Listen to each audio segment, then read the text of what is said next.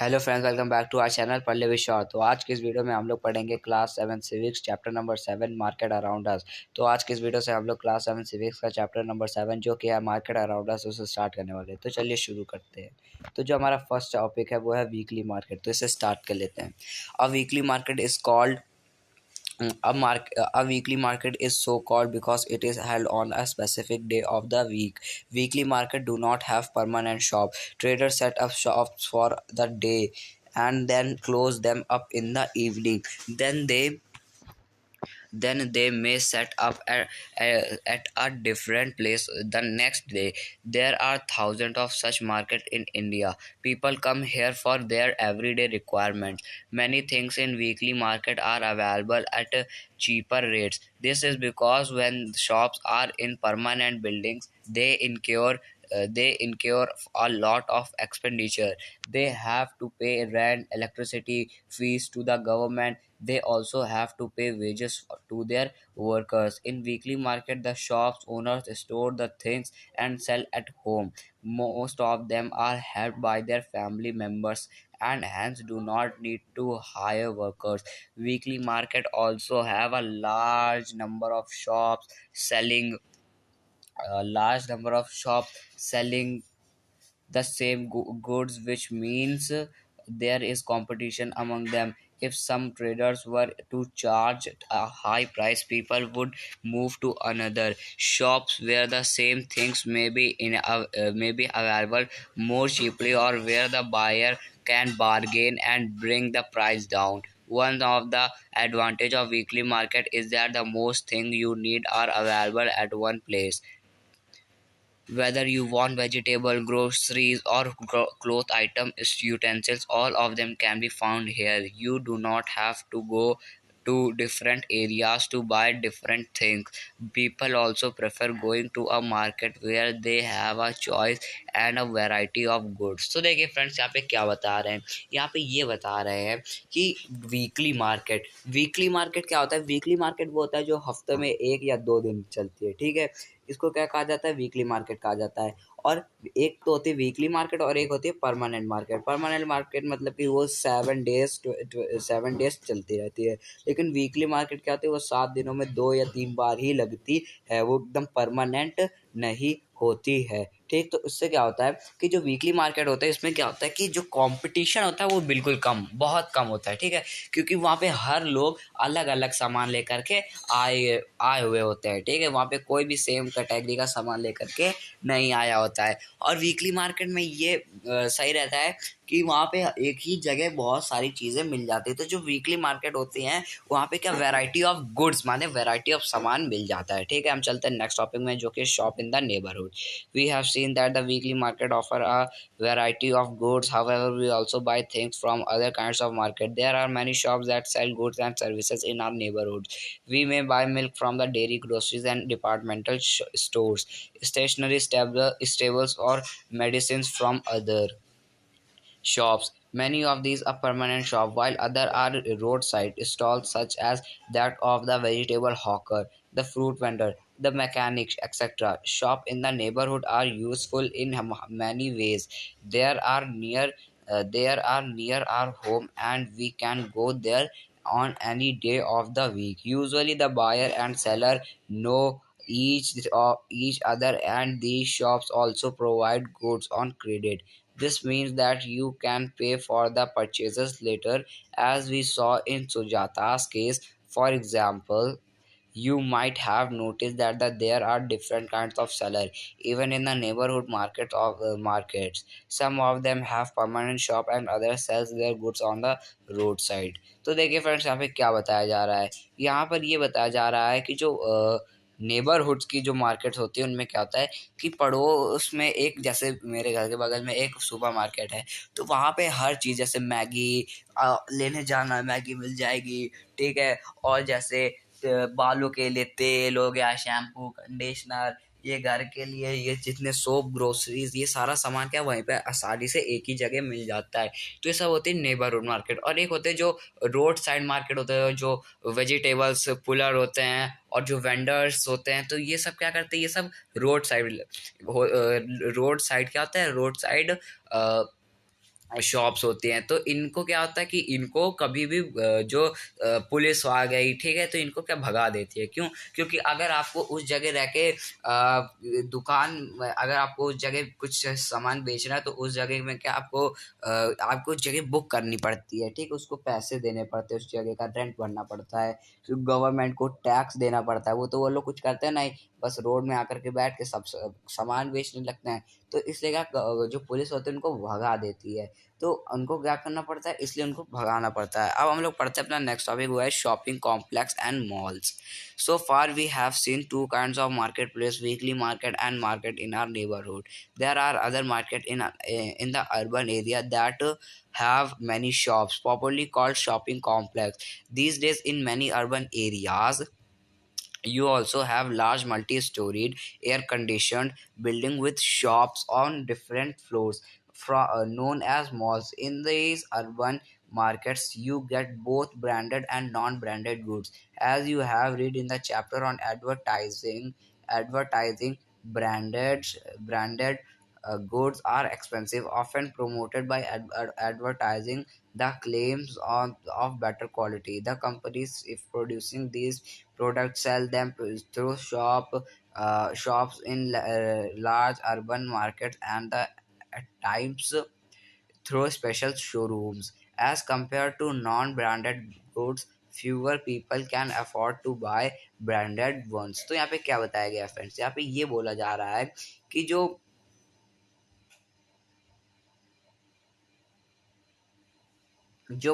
Shopping complexes होते हैं, malls होते हैं, तो इनमें क्या होता है कि जो बड़े बड़े मतलब कि शॉपिंग कॉम्प्लेक्स मॉल हो गए, इनमें जो हर जगह क्या होता है कि बहुत सारी क्या दुकानें होती है। और यहाँ पे दुकान से क्या होता है कि यहाँ पे ब्रांडेड नॉन ब्रांडेड जितना भी सामान है वो क्या वहाँ पे हर जगह मिल जाता है। ठीक है, तो ये क्या यहाँ पे एक चेन लगी हुई होती है, जिस चेन से क्या होता है हर जगह क्या जितना भी सामान गुड्स हो गया वो सब क्या उन लोगों को मिल जाया जाता है। तो हमारा जो नेक्स्ट टॉपिक है वो है चेन ऑफ मार्केट। इसे भी स्टार्ट कर लेते हैं। In the previous section you have read about different markets from where we buy goods. From where do you think shops owners procure their goods?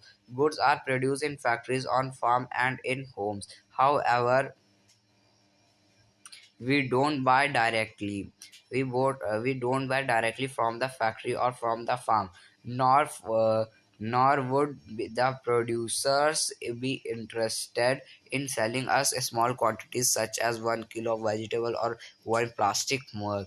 The people in between the producer and the final consumer are the traders, the wholesale traders first buy goods in large quantities. For example, the vegetables but will buy in the large lots of 25 to 100 kilos.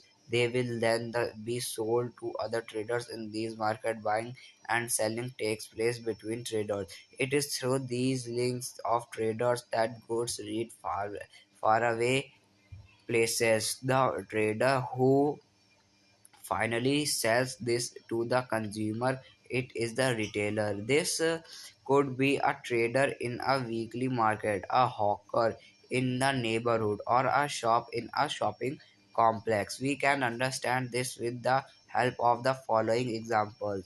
Every city has areas of wholesale market. This is where goods first reach and are then supplied to other traders. The roadside hawker, whom you read about earlier, would have purchased a large quantity of plastic items from a wholesale trader in the town. He in turn might have bought these from another, even bigger wholesale trader in the city. The city wholesale trader would have bought a large quantity of plastic items from the factory and stored them in a godown. In this way, a chain of market is set up. When we purchase, we may not be aware of the chain of markets through which these goods travel before they reach us. तो देखिए friends यहाँ पे क्या कह रहे हैं, यहाँ पे ये बता रहे हैं कि जो हम लोग जैसे सामान हम लोग जैसे अभी हम लोग दुकान में गए और 5 रुपए का एक पार्ले जी बिस्किट खा लिए, खाया, तो वो डायरेक्ट वही उसी दुकान ही में नहीं था, वो बहुत जगहों जगहों जगहों से होकर के आया। कैसे देखे, तो वो जो हमारा बिस्किट है वो किससे बना, वो मैदे से बना। मैदा कहाँ पे होगा, वो होगा खेत में। तो पहले फार्म में हुआ, फार्म से वो कहाँ गया, फैक्ट्री में गया, फैक्ट्री से वो वो वहाँ पे उसमें प्रोसेसिंग हुई, फिर उसका वो बिस्किट बना, बिस्किट बनने के बाद कहाँ गया, उसके बाद वो होल सेल ट्रेडर ने लार्ज क्वांटिटी में खरीद करके छोटी छोटी दुकानों में सप्लाई करा। फिर सप्लाई करने के बाद दूसरी छोटी छोटी दुकानों ने उनसे खरीदा, फिर हमने उनसे जाके खरीदा। तो इसमें बहुत बड़ी क्या चेन होती है, जो कि क्या हम लोग समझ नहीं सकते। ठीक उस चेन से आकर के क्या फिर हम लोग क्या अपना जो हमारा ये सामान होता है उसको क्या हम लोग खरीदते हैं। तो फ्रेंड्स, ये हमारा टॉपिक कंप्लीट हो चुका है। अब हमारा नेक्स्ट टॉपिक है मार्केट्स एवरीवेयर। तो इसे स्टार्ट करते हैं। So far, we have seen different marketplaces where people buy and sell a variety of goods and services. All these markets are in a specific locality and work in a particular manner and time. However, it is not always necessary that one has to go to the market to purchase goods. You can place order for a variety of things through the phone and these days through the internet, and the goods are delivered at your home. In clinics and nursing homes, you may have noticed sales representative waiting for doctors. Such persons are also engaged in the selling of goods. Thus, buying and selling take place in different ways, not necessarily through shops in the market. The market that we looked at above are the ones that we recognize easily. However, there are markets that we may not be so aware of. This is because a large number of goods are bought and sold that we don't use directly. For example, a farmer uses fertilizer to grow crops that it purchases from special shops in the city, and they turn it get them from factory. A car factory purchases engine, gears, petrol tanks, axles, wheels, etc. from various other factories. We don't usually see all the buying and the selling, but only the final product, the car in the showroom. The story is similar for any other goods. तो देखिए friends, यहाँ पे क्या बताया जा रहा है। यहाँ पे जैसे कि हम लोग क्या लेने गए, हम लोग समझ लीजिए एग्जांपल के लिए, हम लोग शोरूम में एक कार खरीदने गए। कार में खरीदने के बाद क्या किया कि कार तो खरीदी, ठीक। फिर कार खरीदा तो क्या हम लोग ऐसा तो नहीं करते कि भैया स्टेयरिंग आप दे दीजिए, चेसिस आप दे दीजिए, इंजन आप दे दीजिए, गियर आप दे दीजिए। अलग अलग दुकान से कार के पार्ट्स खरीद लाए और घर में आकर के असेंबल कर लिया और बन गया हमारे पास कार। ऐसा तो नहीं करते, ठीक है।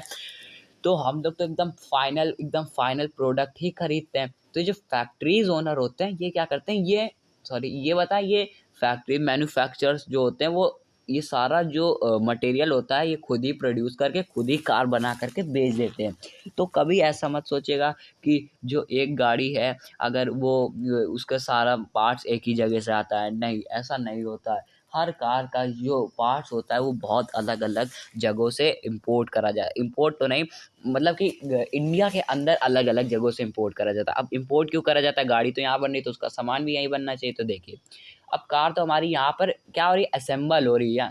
यानी कि वो जो हमारे मैन्युफैक्चरिंग यूनिट होती है वहाँ पे कार मैन्युफैक्चर तो होती है और वहाँ पर साथ ही साथ असेंबल भी करी जाती है। अब जैसे कि कोई कंपनी है जो कि बाहर देश की है और उसके यहाँ पर मैन्युफैक्चरिंग प्लांट नहीं लगे हुए हैं, तो क्या करेगी वो यहाँ पर आकर के, उसके मैन्युफैक्चरिंग प्लांट तो लगे नहीं है, तो जो अपनी गाड़ी के जो पार्ट्स है जैसे engine, tanks, chassis, windshields, mirror, ORVM, DRL, horns, तो इन सबको क्या बाहर से इंपोर्ट कराएगी दूसरे देशों से, ठीक, जहाँ पे इसके मैन्युफैक्चरिंग प्लांट है, और वहाँ से लेकर के इंडिया में आएगी और यहाँ पे असेंबल करके बेचेगी, ठीक है। तो इसलिए ऐसे होता है। लेकिन जिन गाड़ियों के पार्ट्स यहीं पे बनते हैं, जिनके मैन्युफैक्चरिंग यूनिट्स यहीं पर हैं, तो वो क्या करते हैं, अब जैसे कि एक मैन्युफैक्चरिंग यूनिट कोलकाता में है, ठीक है, और गाड़ी बन रही है हमारी समझ लीजिए जयपुर में, ठीक है, हमारी गाड़ी बन रही है जयपुर में, और उस गाड़ी का मैन्युफैक्चरिंग प्लांट कहाँ पर है, कोलकाता में है। तो वहाँ से कोलकाता से क्या कराया जाएगा, इंपोर्ट कराया जाएगा सामान, ठीक। तो कोलकाता से तो यहीं मतलब कि कोलकाता से मंगवाया जाएगा तो देश के अंदर ही की बात है, तब तो ठीक है। लेकिन देश के बाहर से अगर मंगाया जाता है तो उसमें पैसा बहुत ज़्यादा लगता है। तो ये हमारी हो गई बात। अब हम लोग चलते हैं अपने नेक्स्ट टॉपिक की तरफ, जो कि है मार्केट एंड इक्वालिटी। तो इसे भी स्टार्ट कर दें। In this chapter we have looked at shop owners in a weekly market and those in a shopping complex. They are very different people. On this small trader with a little money to run the shop, whereas the other other is able to spend a lot of money to set up the shop. They also earn an equal amount. The weekly market trader earns little compared to the profit of a regular. तो देखिए friends, यहाँ पे क्या बताया गया है, यहाँ पे ये बताया जा रहा है कि जैसे जो परमानेंट मार्केट्स होते हैं, वीकली मार्केट्स होते हैं, स्मॉल ट्रेडर्स, बिग ट्रेडर्स होते हैं, ये सब लोग कमाते तो हैं लेकिन ये इनमें अनइक्वली कमाते हैं, यानी कोई ज़्यादा कमाता है, कोई कम कमाता है। तो इससे क्या होता है कि इनमें जो इक्वालिटी होती है उसमें क्या बहुत ज़्यादा इफेक्ट होता है। तो फ्रेंड्स, ये जो हमारा टॉपिक था तो कंप्लीट हो चुका है। इस टॉपिक के जितने भी इसी टॉपिक के साथ जो हमारा चैप्टर था वो भी कंप्लीट हो चुका है। इस चैप्टर के जो क्वेश्चन आंसर है वो हम लोग करेंगे नेक्स्ट वीडियो में। आज की इस वीडियो में इतना ही, मिलेंगे नेक्स्ट वीडियो में नेक्स्ट चैप्टर के साथ। तब तक के लिए थैंक यू वेरी मच।